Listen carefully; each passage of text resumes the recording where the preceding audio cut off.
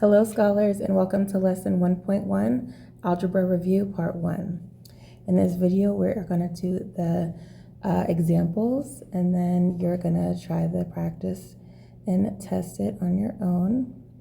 So let's do the examples. So first, let's just read this. To evaluate an algebraic expression, we're going to substitute a number for each variable. Then we're going to use the order of operations to find the value of the expression. So now let's get into the example. So it says, what is the value of 6y plus z when y equals 8 and z equals 7?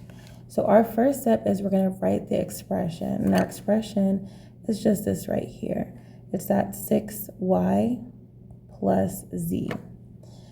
And then after we write that, we're going to also write what's given to us, right? There's two pieces of information here, the expression and then what the variables mean. So we're going to write that down as well, which is y equals 8 and z equals 7. So we're just kind of organizing our information. And then the main part of solving this is substitution. We're going to substitute or replace those variables with those numbers. So instead of writing y, I'm going to write the number 8 because y equals 8. But I'm not going to write 68. I'm going to write 6 times 8 because that's what that means when they're next to each other. They're multiplying. Plus, and then I'm going to write 7 instead of z. Then I'm going to use our order of operations, which is PEMDAS. So there's no parentheses with more than just a number in it. There's no exponent. So now it's that m and d, which is multiply, divide. So I'm going to go ahead and multiply. 6 times 8 is 48. Then I bring down this plus 7. And then my last step with PEMDAS is add, subtract. So I'm just going to, and that's the only thing left to do. So I'm going to go ahead and add 48 plus 7 is 55. And I'm done. All right, example number 2 doesn't have the steps. So we're just going to go ahead and solve it because it's the same steps as example number 1. We just have an exponent this time. So we have our expression x squared plus 7x minus 2. And it's giving us that x is equal to 9. So after I write down my information, I'm going to substitute. I'm going to replace that x with 9. So 9 squared plus 7, and it's not 79, it's 7 times 9 minus 2. Now that I've replaced or substituted everything, I'm going to go ahead and follow PEMDAS. We're going to always skip P with these, right? There's nothing more than a number in the parentheses. But now this time there is an E, there's an exponent. So 9 squared, what does that mean? It's not 9 times 2. 9 squared, and I'll write that to the side over here. 9 squared is equal to 9 times 9. So that's why it's not 9 times 2. It's 9 times 9. It's 9 times itself twice, which is 81. And then 7 times 9 is 63 minus 2. And so I kind of combined two steps in one. I did the exponent and then I did the multiplying. So I'm still following PEMDAS. I'm just kind of combining two steps into one.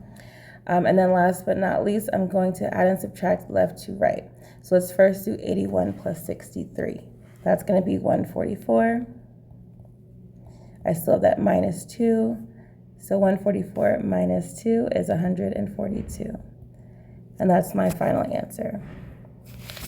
All right, so next set of questions is going to be two-step equations, which says to solve a two-step equation, we're going to use inverse operations to isolate the variable. Inverse meaning opposite, right? Opposite of add is subtract, opposite of subtract is add, opposite of multiply is divide, and opposite of divide is multiply. And then we're going to go in reverse order of operations.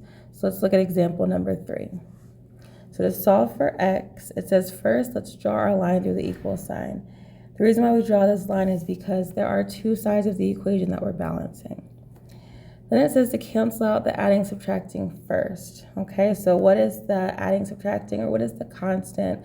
It's basically the number that does not have the x near it, right? And that would be that minus 28. So the opposite, so to cancel out, we have to do the opposite, the inverse, and the opposite of minus 28 is plus 28, and we're going to do it on both sides. So I'm going to simplify, bring down, meaning these cancel out. I can draw a line through it. I bring down that negative 6x, And 8 plus 28 gives me 36. So I'm just going down. Next, number 4 says to cancel out the multiplying dividing. So since this is saying -6 times x, I have to think about what's the opposite of multiply by -6, and that would be divide by -6. Whatever I do to the left, I'm going to do to the right. And then once I've canceled that out, I'm going to simplify and bring down again, just like before. So I'm left with x is equal to, and then 36 divided by -6 is -6. Last step, don't forget to box or circle your answer. I always box it. And that would be it for example number 3. So now for example number 4, one last example. Same thing, except notice how it's c divided by 2, and this one was multiplied, so it's going to be just a little different. So same steps though. I'm going to solve by first drawing my line. Then I'm going to look at the constant, look at what's being added and subtracted, which is at plus 45. The opposite of that is minus 45. So I'm going to do that to both sides.